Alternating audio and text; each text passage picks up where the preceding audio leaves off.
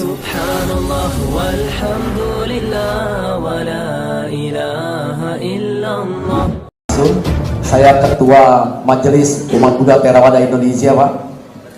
Dan satu kebahagiaan bagi saya pada hari ini bisa menghadiri dalam acara dialog yang sangat luar biasa ini. Dan sangat pertama sekali saya pada hari ini bisa bertemu dengan Pak Habib Rizik yang sangat saya hormati. Dan pada kesempatan ini saya izin untuk bertanya kepada Pak Habib. Saya sering mendengar di media maupun di cerita-cerita dari teman-teman tentang kata-kata kafir, Pak Habib.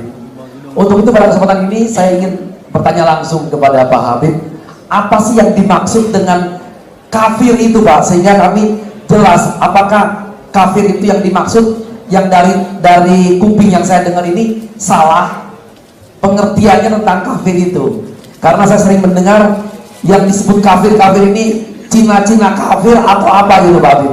Untuk itu saya mohon supaya langsung bisa mendengar dari Pak Habib langsung, sehingga saya bisa kasih tahu kepada umat-umat, oh kafir itu ternyata salah nih, seperti itu. Terima kasih, Pak Habib.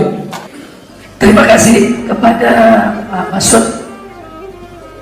Jadi mengenai istilah kafir ini diambil dari bahasa Arab, dari kata kufrun, huruf kaf, fa, dan ro. Kufrun ini pengertian secara bahasa itu adalah pengingkaran atau kedurhakaan. Jadi siapa-siapa manusia yang mengingkari akan adanya Allah Subhanahu wa Ta'ala, mengingkari kenabian Muhammad, mengingkari Al-Quran, mengingkari hukum Tuhan, bagi umat Islam, saya garis bawah, bagi umat Islam mereka disebut kafir. Kafir ini istilah. Nah, saya pikir kalau ada umat beragama lain yang menganggap umat di luar agama mereka adalah kafir kepada keyakinan mereka, secara bahasa itu sudah benar. Nah, tinggal yang jadi persoalan adalah bagaimana kata ini jangan digunakan untuk penistaan. Nah, ini yang penting yang mesti kita jaga. Nah, karena itu dalam kesempatan ini saya senang sekali ada pertanyaan ini.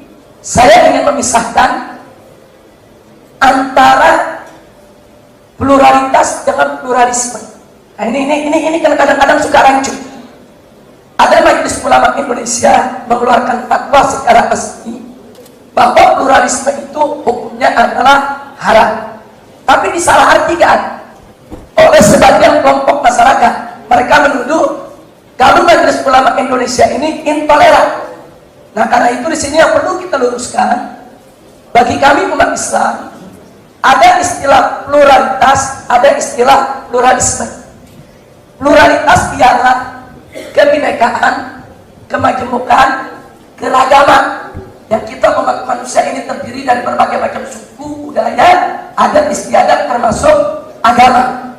Nah, ini dalam negara Islam ini disebut, ini pluralitas ini wajib dihargai.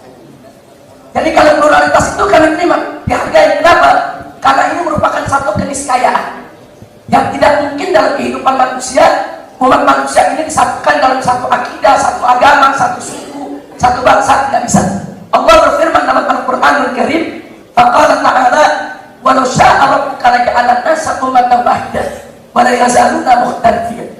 Jadi dalam ayat ini artinya Allah mengatakan walau sya'a rabbuka, andai kata Tuhan menginginkan, laja'ala an-nasa ummatan wahidah, Tuhan maha mampu untuk menjadikan manusia sebagai umat yang satu.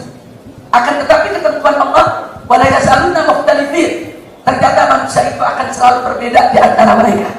Nah, karena itu Islam menerima pluralitas sebagai satu keniscayaan yang harus dihargai, yang harus diakui keberadaannya, dan wajib kita menjaga toleransi antar perbedaan-perbedaan tadi. Itu pluralitas. Nah, sedangkan pluralisme dalam pemahaman Majelis Ulama Indonesia yang sudah disebarluaskan di mana-mana, itu adalah suatu isme, suatu pemahaman, keyakinan, kepercayaan yang mengatakan semua agama sama, sehingga mereka melarang umat agama apapun, bukan hanya Islam, umat agama apapun mengklaim agamanya yang benar dan paling benar, agama lain salah. Ini pluralisme. Nah, sedangkan bagi ajaran Islam, setiap manusia apapun agamanya, dia berhak meyakini agamanya yang benar dan paling benar.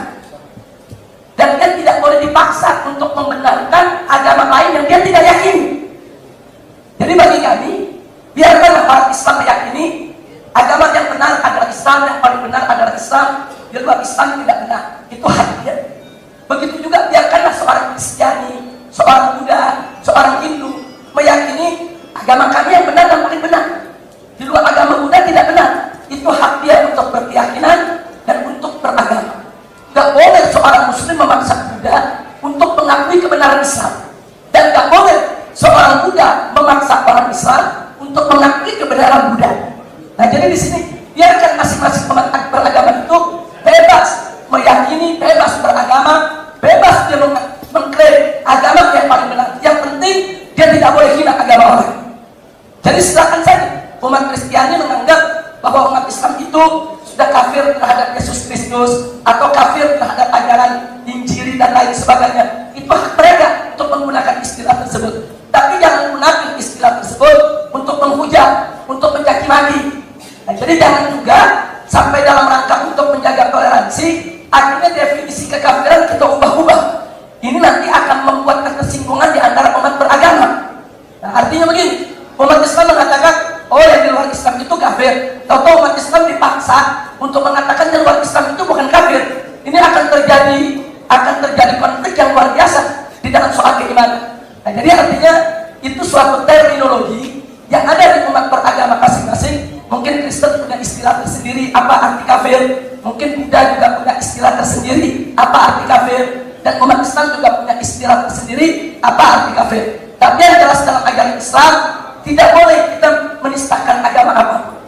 Di dalam Al-Quran ada ayat yang berbunyi, la tasubul ladina yad'una min dunillah. Apa kata Allah dalam Al-Quran? Hei orang-orang yang beriman, hei umat Islam, la tasubul ladina yad'una min dunillah. Jangan sekali-kali kamu menista, mencaci maki orang-orang yang menyembah selain Allah. Ini larangan dari Allah dalam Al-Quran. Nggak boleh menista agamanya, nggak boleh menista agamawannya, nggak boleh menista ajarannya, nggak boleh.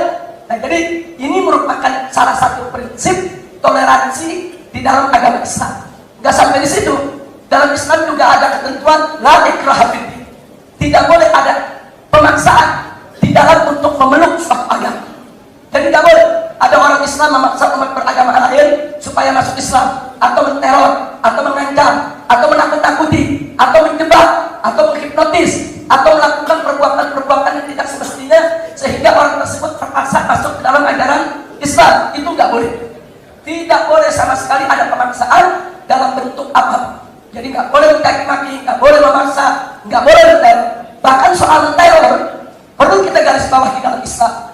Jangankan dalam suasana damai, dalam suasana perang, kita perang, dalam perang saja umat Islam nggak boleh menghancurkan rumah-rumah ibadah umat beragama lain.